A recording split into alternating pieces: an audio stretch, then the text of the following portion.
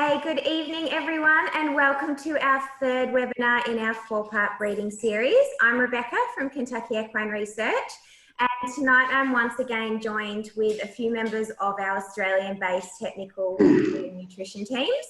So firstly, we've got Dr. Peter Huntington, veterinarian and director of nutrition, who took us through our first webinar in the series about broodmare nutrition. We also have Dr. Clarissa Brown-Douglas, long-standing nutritionist with Kentucky Equine Research, and she took us through our young horse nutrition presentation a couple of weeks ago. And of course, this evening we have David Nash, our Director of Nutrition Technology, who is actually going to take us through this evening's presentation on maximising fertility and conception. So David himself is an avid Australian stock horse breeder and competitor, and has worked in equine nutrition for more than 24 years. David has developed and formulated feeds and supplements for many of Australia's leading equine nutrition companies, and has managed quality teams to ensure the efficacy and safety of horse feeds around the globe. So just before we get started, please feel free to ask any questions throughout David's presentation. For those of you logged on via Zoom, please use the Q&A box. For those of you watching on other live streaming platforms and Facebook, please add your question as a comment, and we'll do our best to get to them throughout the presentation, but also during question time at the end. And lastly, for anyone watching a replay of this, if you have any questions, please feel free to contact us via advice@ker.com. So with that, I'll hand over to David to take you through this evening's presentation. Thanks for that, Rebecca. Welcome back to everybody that has been through all our seminars so far. It's a little bit like Netflix. This is episode 3. Welcome to all our guests, not only from Australia and New Zealand, but we've been told we've had conversations with people from Nigeria, Czechoslovakia, the UK, and even Russia. So welcome to everybody that's attended. So what we're going to talk about tonight is the narrow band, maximising fertility and conception. So it's very timely that we're virtually on the eve of starting the breeding season.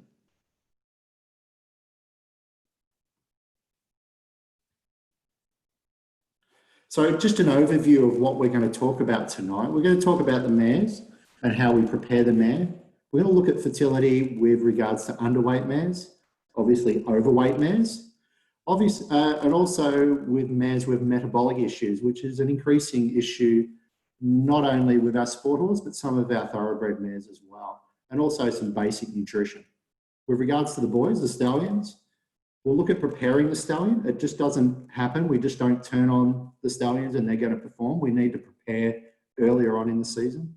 The management for this, feeding of these guys, and also subfertile stallions to how to increase their conception rate. Then we'll start talking about specific tailored nutrition of how we can actually increase fertility or maintain it. So we're going to talk about omega-3s, so DHA, EPA, and how they relate with antioxidants. Also touch on artificial insemination, and something of a new thing, gut health is extremely a buzzword with human nutrition, and it's really starting to take off with regards to its effects and knowledge in equines. So Beck's going to step in here. We've got some poll questions, and the reason why we're actually asking you these specific questions is so we can tailor-made our next webinars to actually include exactly what you guys want to hear.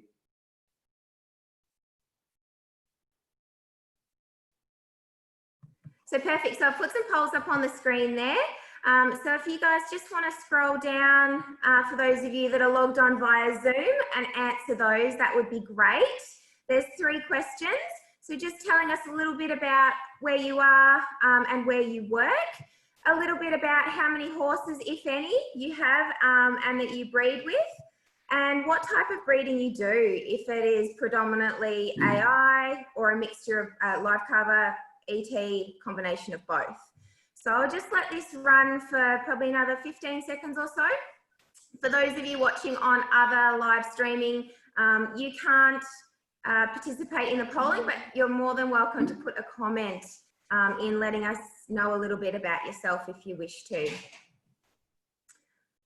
All right, so I might close that off and then David, you are ready to go. Okay, there we go. Thank you, Beck. So we're going to talk about fertility today. So really I wanted to start off with some statistics. So we've done some breeding statistics and there's been quite a few studies over the years. Obviously a couple from Australia, New Zealand, the US, India. And what we're looking at is, we're looking at conception rate. So if we look at the first percentage, the FCPRs, so we're looking at first cycle pregnancy rate, we're quite low. If you look at the first cycle of the season, we're around the 50s and even lower. So for an average of 49% on all the studies so far. Then if we step along to the next column, the per cycle pregnancy rate, we're starting to get that up to the 60s and 70s. And basically you look at the season and we're getting between 80 to 85%. Then if you look at it, what we actually get from that 85% conception rate, so that actually may take 2 or 3 cycles to achieve, our foaling rate on average is about 77%. So that's where we can actually improve, is first cycle, we can improve that. We're increasing our average and eventually we'll increase our total conception rate. And then we can look at the back end of reducing early loss embryos. So we can increase that 77% further. So we're not getting such a loss rate there. It was really interesting looking at this research when we looked at twinnings of 9%. Generally, we've seen that before and the vets will intervene there. Or if you're doing ET programs, well, you perhaps have the luxury of adding another foal to a resit mare and getting another foal for the season.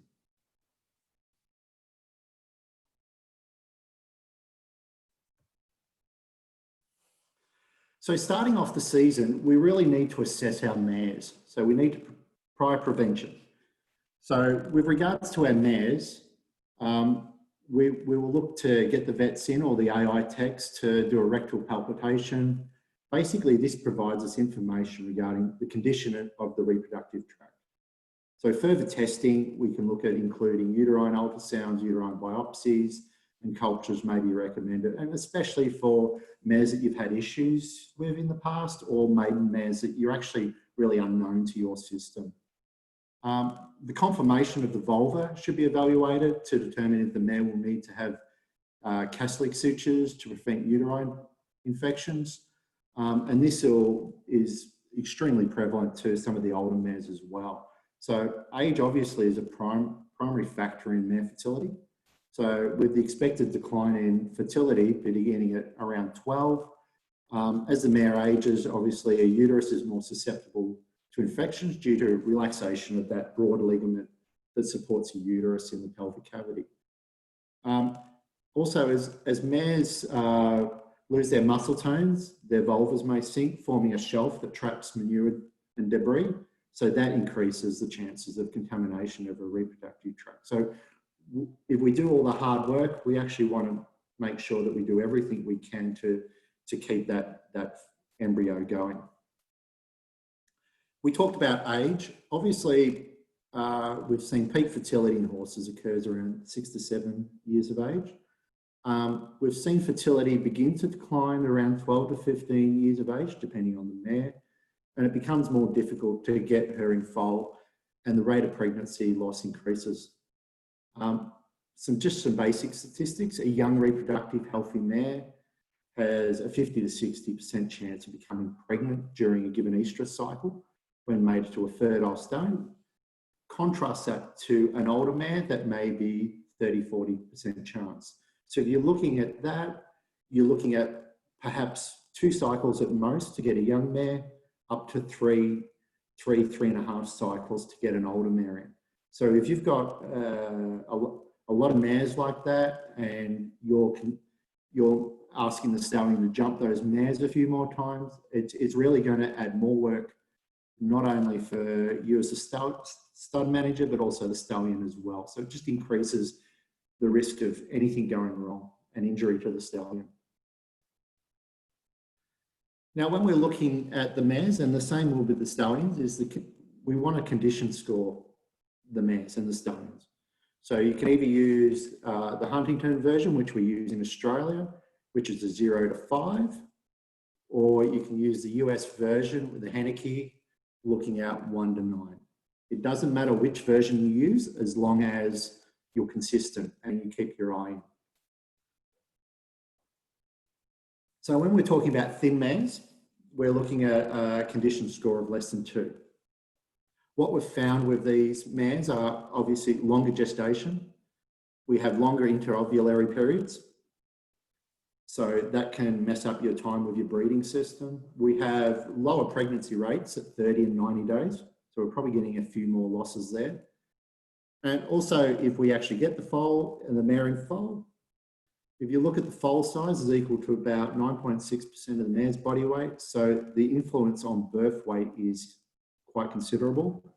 And as a result, you know, we're looking at lower milk production from very thin mares, or if they're losing weight. On the converse, we're looking at the very fat mare. What we've found with foaling is no big effect on the size of the foal or growth rate. We may get more difficulties foaling, obviously, to the sheer weight of the mare.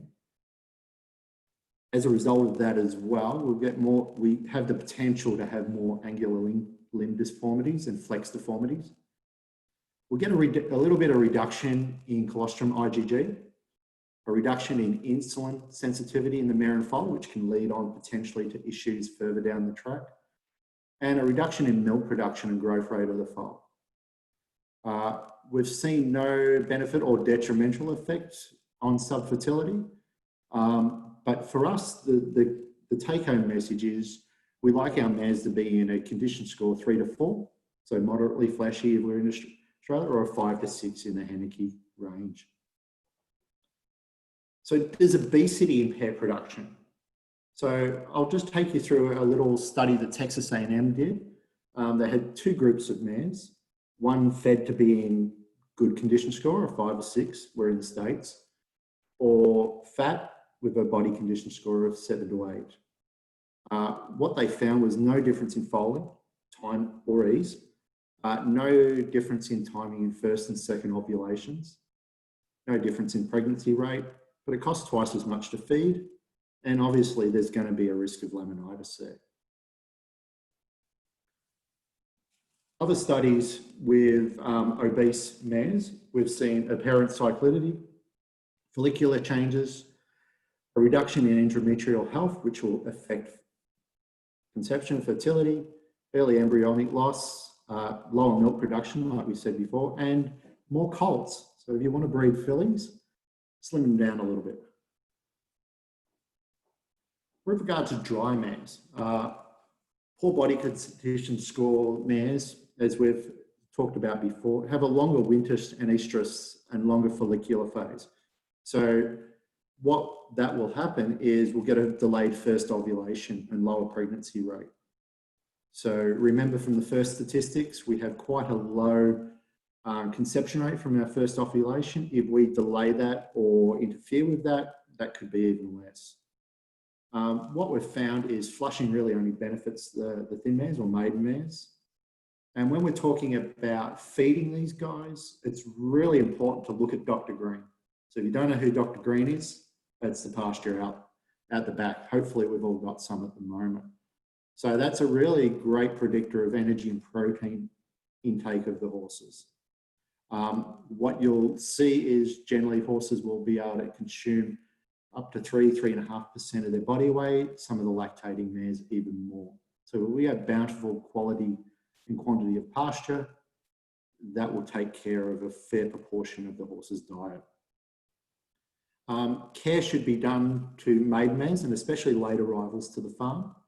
What we would suggest is feed extra to those mares, potentially separate them, and also look at the feeding behaviour. So we really want to avoid a matriarchal or a pecking order, and those issues can occur that some of the more timid mares may not actually get their fair access to supplementary feeding. So mares with metabolic issues. So we're seeing more of these with the sport horse mares, and also some of the mares that have actually performed a long time, and since they're performing well and winning lots, we've actually delayed time until we've actually started breeding with them. So some of these mares are developing metabolic issues when we want to start breeding with them. Many older mares may develop endocrine issues. One, and a topical one, is pituitary pars intermediate dysfunction, or PPID, or equine Cushing's disease, as lots of us know it as.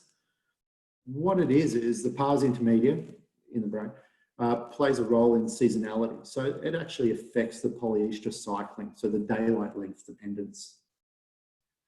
As a result, we get potential reduced fertility. Pergolide is a commonly used drug, and I'm not a veterinarian, so I would suggest seek veterinary advice on that. What has happened when we've used pergolide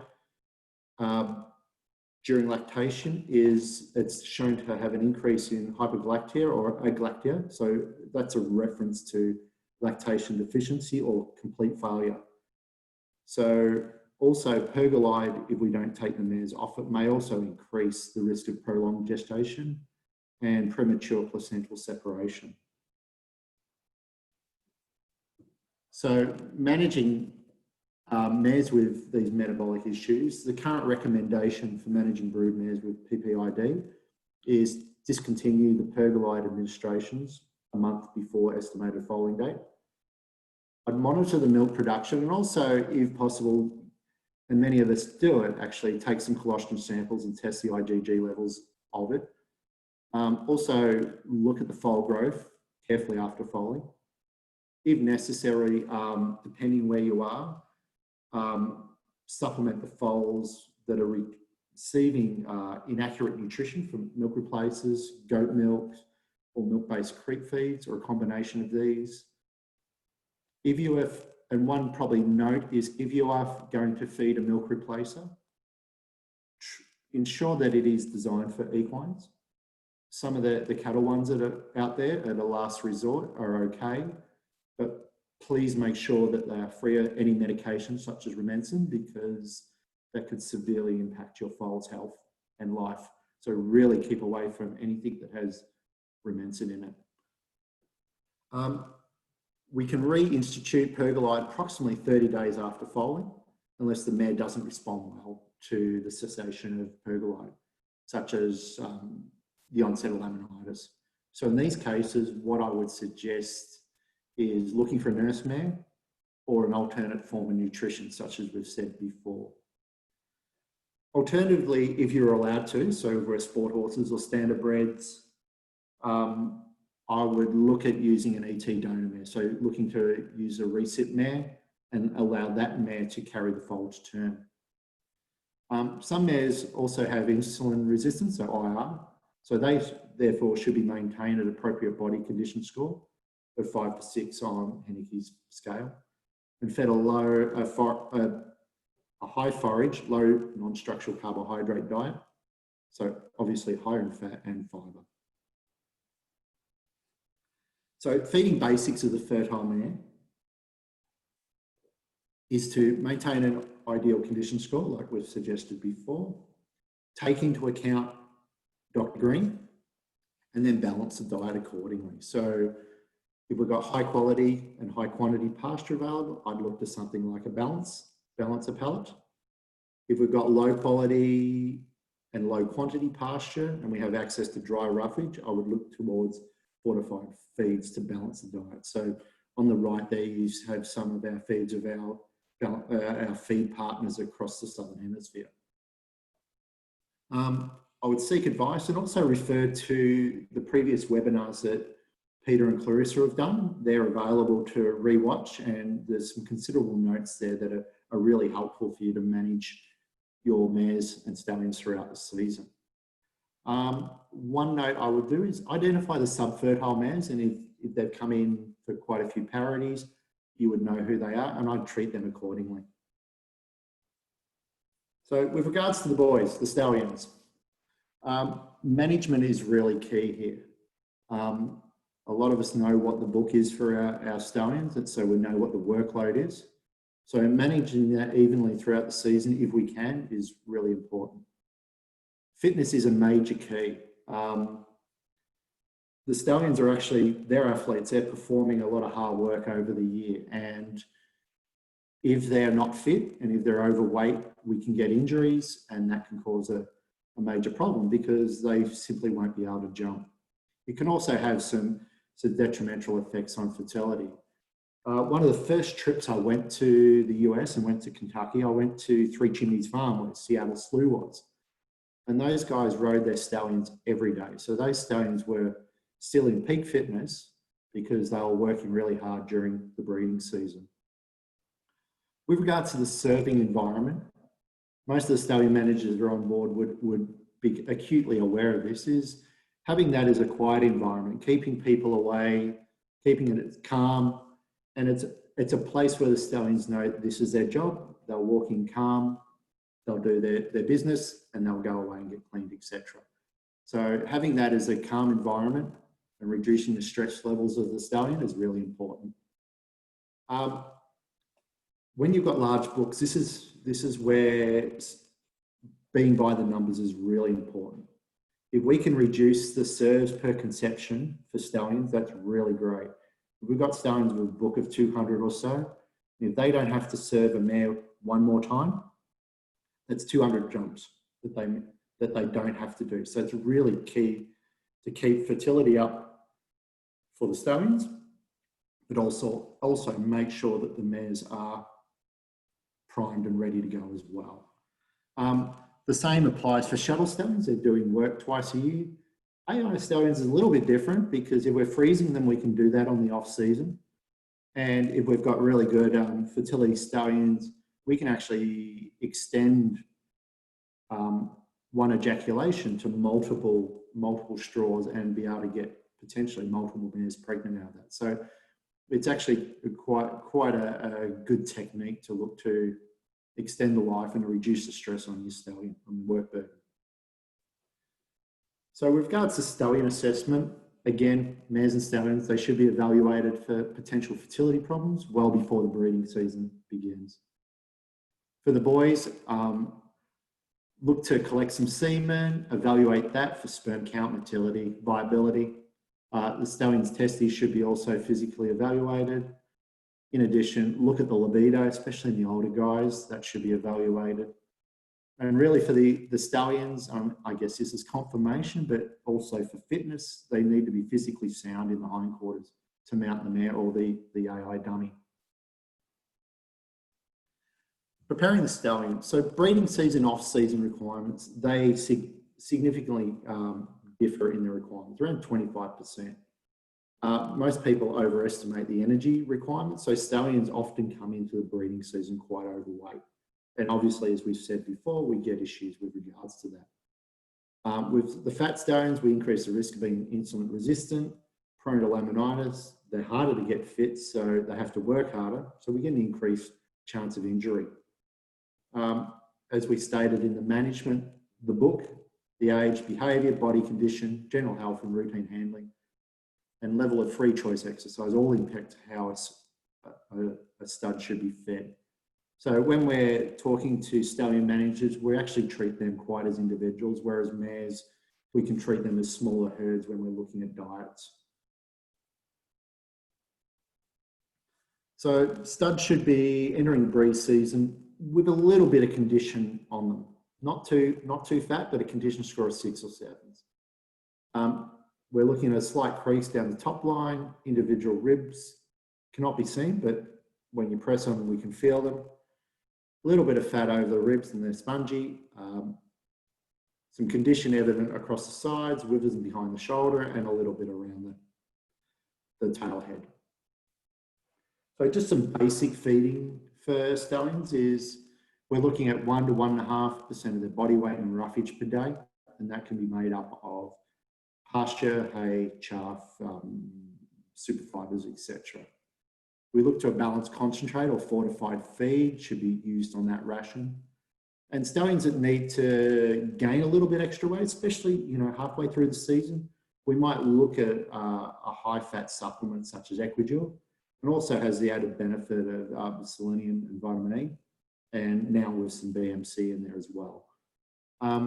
Also supplemental long-chain omega-3 fatty acids, which we'll talk about in a minute. During the off-season, many non-working stallions can be maintained, almostly on good quality hay and a grazing balancer, because their energy requirements are so much lower. Balanced ration is vital, especially for energy, trace minerals and vitamins. Fertility issues are often not related to nutrition, but optimum fertility can be supported by balanced nutrition. Now we're going to talk a little bit now about specific nutrients or specific ingredients that can help with fertility. So one that we've spoken a lot about is omega-essential fatty acids or long-chain polyunsaturated fatty acids. So all omegas, so 3, 6 and 9, actually do play an important role. 3 get more attention, 6 often get canned, but omega-6s do play an important role in the diet, in the body as well. The ratio of the total diet is also important between the 6 and 3. That's important. We'll look a little bit about that in a second. Now, if we have access to green grass, it's actually a really good source of omega-3. And we'll talk a little bit in a second about omega-3 sources are not created equal. So what's all the buzz about? So obviously there's a significant difference between 3 and 6 in their roles with regards to inflammatory responses, immune intermediaries, and what precursors they have with regards to which hormones. Both are necessary for production of prostaglandin and cytokines. Omega-3s are less inflammatory, whereas nearly all omega-6s are pro-inflammatory. There's one we were discussing today that's actually an anti-inflammatory, so that's really interesting. We'll talk later on that, which is really cool. With regards to omega-6 to 3 ratios, we just wanted to give you a reference of what's actually out there in your diet. So generally green grass is going to have a 1 to 2.5. So it's going to actually have more omega-3 than omega-6. But grains, depending on it, what they are, from corn to oat, the barley, etc., they can range up to 40 to 1. So they're actually quite very high in omega-6. We have canola oil and flaxseed oil. They're 8 or 5 to 1, which is good if you look down below. And then our KEO3, so deep sea fish oil, is 1 to 12. So the important thing is to aim for a total diet of around 5 to 10 to 1. So if you look at it, a combination between green grass, if we've got fortified grains and then deep sea fish oil or omega-rich diet, we can quite simply with formulation get the diet around that 5, 6 to 1. Excuse me a sec.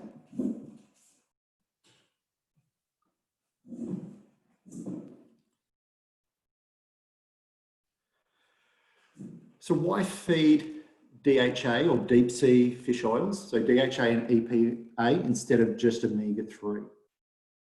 So how the body actually gets omega-3 is quite a big step through elongation. And what happens is both linolenic and linoleic, alpha linolenic, sorry, omega-3 and 6 actually share the same elongase enzymes to actually start that process. So if we actually feed a product that is in its finished form, such as DHA or EPA, we're actually bypassing that delta-6 desaturase and then allowing the body to actually elongate other omega-3s and 6s from the diet. And what we're seeing is that it actually increases the total omega-3, DHA and EPA in the diet as well.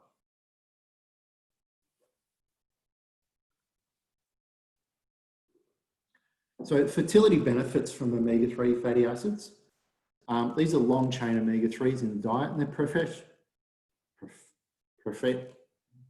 you know what I mean, taken up by the placenta and have been shown to increase ovulation rate, increase embryo implantation by blocking the release of prostaglandins from the uterus, and sensitivity of the corpus luteum to prostaglandins as well. So what we're seeing there is a reduction in early embryonic loss, general growth and blood flow in the placenta, so obviously improving the nutrient supply to the fetus. We get increased content of omega-3 fatty acids in the fetus, so then encouraging normal growth and development. And not so much the research, but we've seen that in humans and also in dogs and other lab animals. We've got an increased cognitive function in infants. So that's that learning function. So if we can increase that slightly, and that might be for performance horses. I think there was some studies done on cutting horses to look at their natural cutting innate ability. We'll see how that goes in the future. And obviously increased competence of the immune competence of the fetus. So with regards to stallion fertility, sperm contains high levels of omega-3 fatty acid, DHA, and a high DHA and DPA ratio increases fertility. The ratio increased fertility and reverse decrease in fertility if you swap those ratios around. A study that was done looked at 60 grams of fish oil for 100 days in a crossover study. And what we found is a 3 times increase in serum DHA in the body. That resulted in 180% increase in sperm concentration versus the control, so non-being fed. They also tested motility in semen that was fresh, cooled for 24, 48, or frozen. And this is really cool research. So what we found in fresh semen with DHA EPA oil versus fresh was we really didn't see any difference from fresh. At 24 hours cooled, we started to see a little bit of difference, 44 to 51. After 2 days, we had a significant difference between 30 and 43%. And frozen, there wasn't much difference. So a take-home message from this, and it was a note out from the Australian Veterinary Association this year to people shipping semen, is that due to COVID, we're actually going to see longer times for semen to be shipped around the country. So if you can just add that few more percent increased motility in the semen, that'll increase your chance of getting your semen to the mare if you're shipping it in the right order. Now, when we look at the poor motility group, so the stallions with poor motility, we had a difference of 18% after 24 hours and again after 48. So it's quite a significant difference in the motility for 24 and 48 hours. So just to surmise with DHA and EPA, we had improved all over fertility, both mares and stallions, improved colostrum quality. We had an increased enhanced passive transfer of antibodies to the foals, so we're getting healthier foals, and increased sperm concentration, motility, viability, especially for subfertile stallions. So if you have a subfertile stallion, I think this is a must-have for your horses, and I would be starting that at least 30 days prior to season starting. Now, we're going to talk about antioxidants, and we'll actually talk a fair bit about how well they work synergistically with long-chain polyunsaturated fatty acids, so the omega-3s. So in our diet, you know, we talk about antioxidants. Vitamin A and E are really good antioxidants, and they're quite abundant in fresh pasture.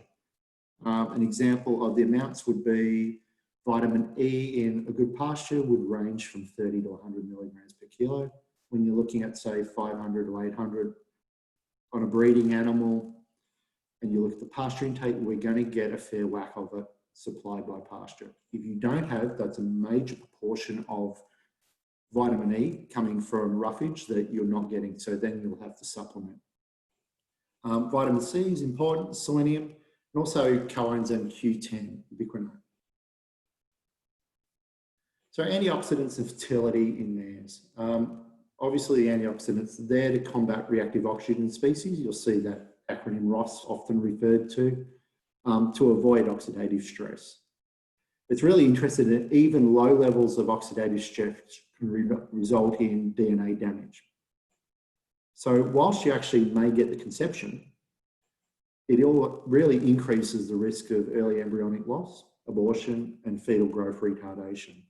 So really, we want that healthy embryo. Also, some studies in older mares have shown feeding a supplement with DHA, EPA, and antioxidants improve oocyte metabolism, but also embryo development when compared to horses fed just corn oil as the fat source. With regards to the stallions, sperm cell membranes contain high concentrations of long-chain polyunsaturated fatty acids, so that makes them susceptible to oxidative damage. And we'll talk specifically about that in another section. Several steps in sperm cell maturation and eventual fertilization can produce reactive oxygen metabolites that can damage sperm cells and decrease their motility if sufficient antioxidant reserves are depleted. So it's really important for us to have the stallions with a high antioxidant diet. So how they work synergistically is there was a Brazilian study looking at quality fresh, cooled and frozen semen supplemented with antioxidants and fatty acids. They looked at the kinetics of the sperm and membrane integrity for cooled semen for 24, 36, 48 hours, and also frozen semen. What they found was increased total motility, trajectory speed, so they're going the right way and fast, as well as plasma and acrosomal membrane integrity. So they're looking for quite a viable sperm. What they found was a synergistic effect with the antioxidant L-carnitine, as well as selenium and the omega-3 fatty acids. Similarly, the increase in plasma also can be attributed to higher concentration of the fatty acids in there. So in conclusion, they found that it was quite a useful product to do, not so much on well motility semen, but also more so those subfertile animals. With regard to selenium, selenium is important for testicular function. It's a component of the antioxidant glutathione peroxidase, so obviously a strong antioxidant within the body. Selenium is also required for testosterone production. Now, many of us may know that the daily requirements of stallion is quite small. It's only 3 milligrams a day, 0.003 of a gram. So the requirements and toxic levels are very, very narrow. So we really need to make sure that we keep an eye on knowing what our pasture is, knowing what our fortified feeds are, and knowing what supplements we're adding. Because we really need to keep an eye on not giving too much to the animals. What we've found is insufficient dietary selenium can lead to lower fertility because of poor chromatin condensation in the horse's DNA. And also the selenium content of stallion sperm has been correlated with progressive motility and fertility rate. Many parts of the country, Hunter Valley, New Zealand, South Africa, Japan, we've seen low levels of selenium in forages. So we need to look at that. So with regards to vitamin E, working stallions have actually 160% increase in vitamin E over resting stallions. So we're going from 500 to 800 milligrams per day, for example. As stated before, green pasture is an excellent source of vitamin E, so supplement if no access to green pasture. Vitamin E is a bit of a buzzword in the equine nutrition world. It's used a lot, but the source is extremely important, and bioavailability is really key. So what I'm talking about there is our normal synthetics. If we rate them at 1, a nanodispersed vitamin E is up to 6 times more bioavailable. So you really need to assess the bioavailability of your vitamin E and the source of it. So used in conjunction with omega-3s in reproduction research, we've seen increased total sperm output, concentration and motility. So really we're aiming this at the stallion. Now, one of the newer antioxidants to the equine market is coenzyme Q10. For those who buy a lot of beauty products, you'll actually see it there, along with hyaluronic acid.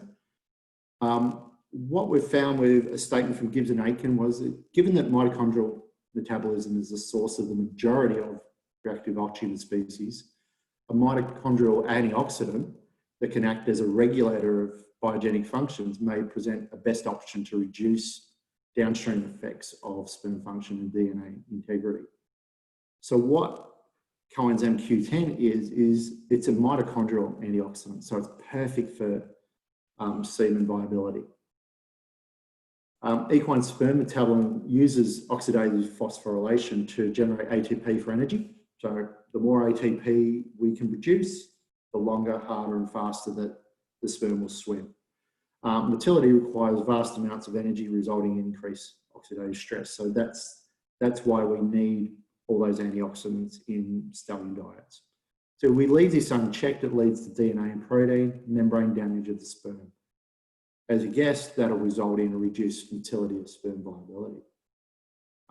This needs to be supplemented at least 30 days prior to commencing breeding season. So we're looking at about a milligram, so 10 mils of nano Q10 will be a good dose for stallions. I won't bore you with all this, but what the take-home message in this for coenzyme Q10 with regards to AI is we've seen that it really has positive effects with subfertile stallions, whether we're giving it to them orally, but also there's been quite a fair bit of research done, as you can see, putting it in semen extenders. And it's really increased the motility of that semen, also the longevity if we're using it in extenders with either by itself or with vitamin E as well. So for those that are actually AI techs or reproductive vets, this is something that we can help with subfertile stallions by adding it into the extenders, and just referring back that delays in transport this year may be the norm. So with regards to artificial insemination, in both natural service and AI situations, one of the goals is basically to extend the lifespan of the sperm, optimize motility and reduce sperm damage prior to fertilization. For this reason, obviously, antioxidant supplementation of stallion diets and the addition of antioxidants, energy substrates to semen extenders may increase fertility in sub-stallions, especially subfertile stallions. For us, I think coenzyme Q10 and nano E show real promise in this to be fed to the stallions or to be used in extenders. Something quite novel is the use of L-arginine, and it's not widely used yet, but some of the research has been quite cool and quite positive. So as mares are seasonally anestrous, there's a short window to try and get these guys conceived in foal heat, because if we keep delaying and missing a cycle, we're starting to get later and later foals. If we're breeding for yearling sales or futurities, we like that early season foal, the August, September foal. Arginine is playing, apart from being an essential amino acid, plays an important role in functioning of the immune system, cardiovascular, and also the endocrine systems. We've seen several studies in production animals that have shown Argi supplementation have been shown to improve blood flow to the placenta, but also improve fetal birth weight and survival rate. So this is a potential tool for managers with maiden or older mares to improve conception rates and improve embryonic survival. So if you've got high valued mares, this may be a tool that you can use. If you have any questions about how to source arginine, any of us four are willing to help you after this talk. Several studies are conducted on horses. The dose that we've found from Keely's studies was about 100 grams per day for 21 grams prior to foaling. They found a decrease in fluid accumulation after foaling. increased uterine blood flow. We also saw increased embryo size at day 40 and also an increased foal birth weight from Chauvet. Now, we're basically going to talk about a buzzword, the microbiome, gut health and fertility. We've known about it for our weight, we've known about it for our health, we've started studying it in the equines. Knowing what is an average healthy microbiome is extremely hard to nail down. And is it different from horse to horse? They've found that in humans. Is it different from males to females? Yes. Is it different from animals with different metabolism? Definitely. So this is quite a new area for us to fully understand. The microbiome is considered by many an endocrine organ. We've also talked about it as the second brain. Dysbiosis of the microbiome can negatively affect estrogen and other fertility hormones, resulting in poor fertility rates. This affects obviously both male and females. So in humans, some University of Queensland research showed negative correlation between fertility and overweight and obese females and their microbiome. With regards to fertility, there's very little research on horses published as yet, but the recommendation is to try and maintain as constant microbiome as possible. So as horses are ranging herbivores, I'd be looking at a high roughage, lower NSC diet continuously if possible. In humans, there was a study by Tremelin. They found that dysbiosis caused by poor diet, so highly refined carbohydrates, McDonald's for all those people in lockdown, they led to an increase in gut permeability, so leaky gut syndrome. The interface of the toxins in the bloodstream, basically what it did, it led to the immune system fighting these toxins that got through the gut. So the body's spending more time fighting these infections than it is in developing more energy towards ensuring that the animal is as fertile as possible. From this leaky gut and the inflammation response, a common cause of this was polycystic ovarian disease. So we're developing cysts. Also, a factor was insulin disruption. And this was most common cause of menstrual disruption and also problems associated with normal ovulation. The hormone balance is also compromised with the downfall is infertility and issues with poor quality eggs and sperm. So again, like we said, it affects both male and females. So with regards to equine research, the University of Melbourne, so it's funded by AgriFutures. So many of you may know that as the old RIRDC, RIRDC. They paid for me to do a lot of work many years ago, so I thank them. What they've done with regards to thoroughbreds is they've got a project that's looking at improving the understanding of the role of bacterial microflora in equine reproductive tract in equine fertility. So they're investigating if there's a relationship of uterine microbiome between fertile and subfertile mares. And if so, what they want to do is look to develop management plans for the treatment of subfertile mares. So this research project at the moment is ongoing. As you can see, it's due to be published next year. So we really look forward to that. And no doubt that will be greatly put out in the press, but we will refer that with our Equinews later on once we see the research finding. So just in summary, we also always want to look at management of our mares and stallions, plan pre-season, look at our basic nutrition, and then look to those outliers that require special requirements, such as the long-chain polyunsaturated fatty acids, so the omega-3s, in combination or alone with antioxidants. Keep a mindful on gut health and look out for that research. And if you're quite unsure, seek advice. So one thing I would suggest you guys do is sign up to Equinews. basically what we do is we do summaries of the latest science that's conducted around the world. And we do that every fortnight. And as a result of doing that every fortnight for nearly 20 years, we've got thousands of searchable articles, such as New Hope for Aging Broodmares, omega-3 fatty acids. So there's a lot of information on this website to go through, and it's amazing to refresh your mind every now and then when you go into the searchable function and find something, especially when you're doing this talk. So I'd like to thank you for that and open up the board to questions for all of us. Perfect. We do have a few questions that have come through, so I'll just start firing them off. So Lachlan asked, is there a limit to the amount of oil a horse can receive? For example, cattle, the limit is 5% threshold.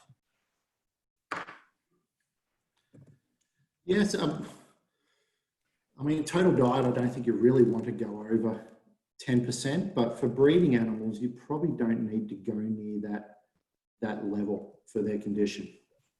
So remember, pasture has a considerable amount of pasture, and then if you're fortifying your feed with a small amount, generally it doesn't need to be high. If you have animals with issues, they will have a higher fat level, total fat level in their diet. Perfect. Okay, so another question we had from, I think it's Zinta, so I hope I pronounced that correctly. Should the L-arginine be fed at the beginning and end of gestation or throughout? Do you want to answer that one, Pete? Well, I guess it depends what you're trying to do and with what particular problem you're looking at. It's probably more, you would be thinking more that, you know, when you're covering the mare and at that time, looking to get the mare in foal if she has a history of early embryonic loss or inflammation. So I think that would be more the likelihood. Yeah, whether you then keep it going, I guess, is open to question. That hasn't really been explored, but there are some sort of thoughts about benefits closer to foaling, so it may not hurt to keep going. Cool. We've got a question from Nikki who's asked, with all these supplements being offered separately, how do we know what to choose and what is right for the stallion? For a fit, healthy, fertile stallion that is on live covering some mares of lower fertility, would you recommend anything more than an omega supplement to support fertility? I guess that's as long as the total diet's already balanced to start with. Easy, cool. Leah asks, my Arab stallion just had a test freeze and only came in at 27%, but was great on chilled. Any advice? Yeah, I definitely think those antioxidants in combination with the long-chain polyunsaturated fatty acids will really assist getting that up. Even though the 27% was good, we can increase that over time. But that will take time to actually get up there. And do you think that is being affected by him being a little bit overweight? Yes, could be. But Who knows? But I mean, I think weight is more likely to have an impact on fitness and libido. Although insulation around the testicles is never good. Another question, this one's for thoroughbred. What are the recommendations? Are there any specific recommendations for postnatal feeding, particularly up to 1 week after foaling?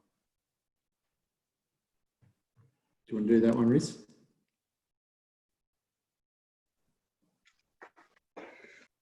Absolutely. Well, first of all, it's important to make sure that the mare's body condition is at an acceptable level. And so I would recommend that she's getting enough energy to produce decent milk. So really and truly, it's coming down to preparation. So making sure she's been fed leading up to foaling, making sure she's got enough calories, because her energy levels when she's in lactation are about 3 times maintenance, and making sure that she's got enough energy and protein and calcium and a lot of those other nutrients required for adequate milk production. But definitely, if there's concerns, I'd recommend getting a diet analysis done prior to her foaling, so that you've got everything to go for when she does foal. Perfect. All right, I have a quick product question from Anne regarding Gold Pellet. Would Gold Pellet provide sufficient for a fat mare in last trimester? And do you need to change the amount being fed depending on pregnancy or lactation? I think you can answer that one, Beck. Oh, I asked the question. Please. Sorry, who's answering it? You are? Well, it certainly can for a fat mare if, on good pasture. It will supply certainly enough trace minerals and vitamins that you need added. It's obviously not much energy, so that's good in that situation. It can depend upon the pasture. If you happen to have a calcium phosphorus inversion, then in a 150 gram dose, there's not a massive amount of calcium. So that may be the only issue that you need to think about. But I think and if that mare was on good quality pasture, we want to look to be reducing the calories somewhat as well. Yeah, I guess that's the point of it as a low intake, low calorie supplement. But anything that's low intake can't give you a lot of calcium and phosphorus, and that's the question mark. And some pastures, particularly at end of winter, start of spring, can have low calcium, high phosphorus. Or if you're on a mare's on kikuyu, they're going to have that problem all the time. So for a mare on kikuyu or a high oxalate pasture, no, it wouldn't be suitable. And the good thing, though, is that if you want to add calcium and, lucin is a great way of adding calcium as well as adding not too many calories. And for a mare that's just about to foal, it's a great source of protein and amino acids. Perfect. Question, what would you use for a stallion with arthritis in his hind legs? There's many different treatments from some of the injectables all the way through to the nutraceuticals with glucosamine, chondroitin, MSM, but also we've seen that the omega-3 DHAs have some good anti-inflammatory properties as well. And the other one, Dave, is hyaluronic acid as an oral supplement. Yep. There's been a number of stallions that have had Synovate for that reason as a supplement. Another question. I have an aged mare on EO3 trying to get an embryo from her. Should she also be on L-arginine?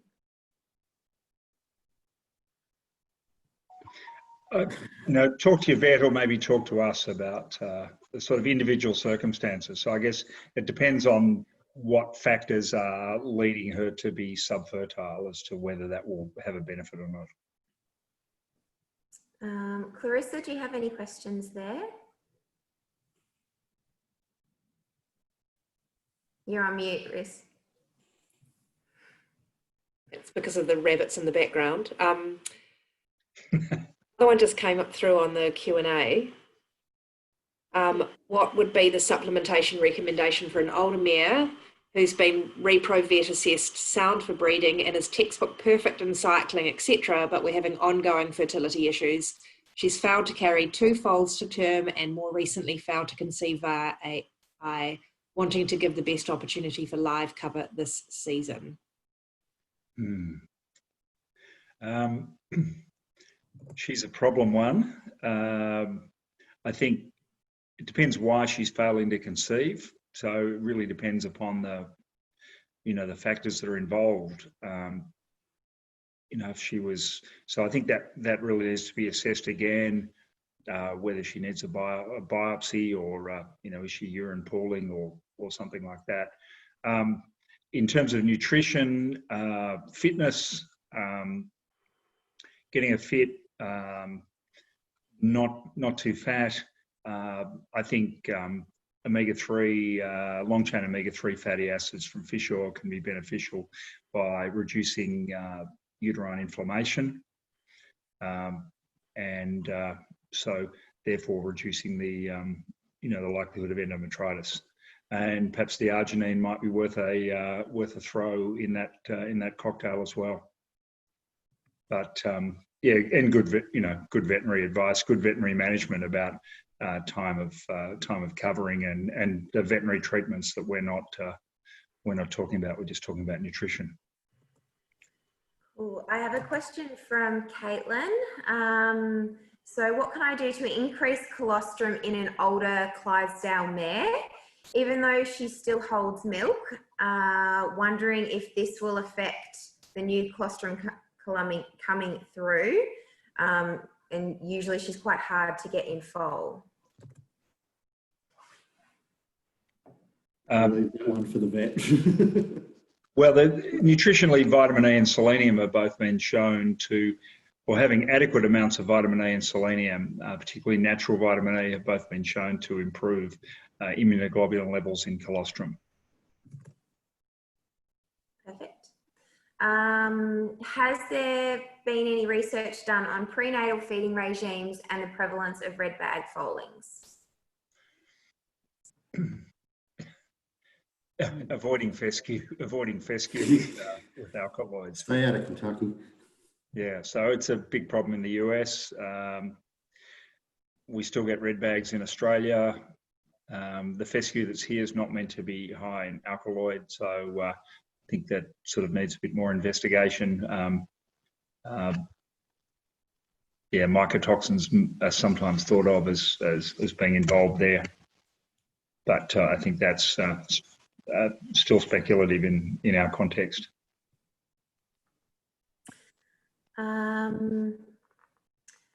What can be fed to help a thoroughbred broodmare who has previously slipped a foal mid-term?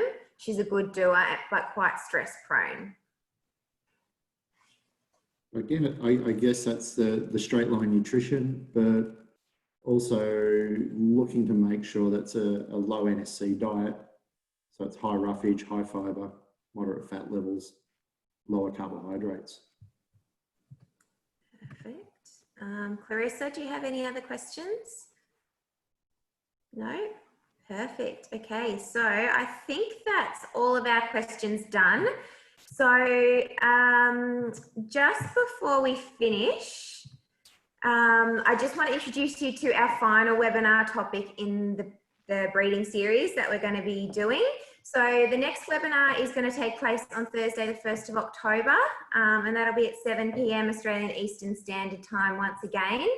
And we'll take a look specifically at sport horses this time. So breeds like warm bloods and quarter horses, and some of the challenges that we have in managing these particular brood mares, foals and growing horses to prevent some of our nutrition related disorders. So with some breeds experiencing an incidence of OCD of up to 50%, we'll certainly look at the frequency of these developmental orthopedic diseases and discuss nutritional and management strategies to reduce these risks. These sport horses do have different growth and skeletal maturity factors that need to be considered compared to thoroughbreds, and feeding to meet these requirements for long-term skeletal soundness whilst keeping in mind their metabolism and in some cases predisposition to metabolic disease can be a challenge. We'll also look at the influence of work on these breeds, such as those competing in young horse futurity events or perhaps 4, 5 and 6-year-old dressage classes. So as David mentioned at the very beginning of tonight's webinar, we've had such a great response to these webinars with vets, breeders and horse owners attending from more than 20 countries around the world. So in this final webinar of the series, we're really going to take a global look at feeding these horses, with content being presented from some of our global feed partners from around the world.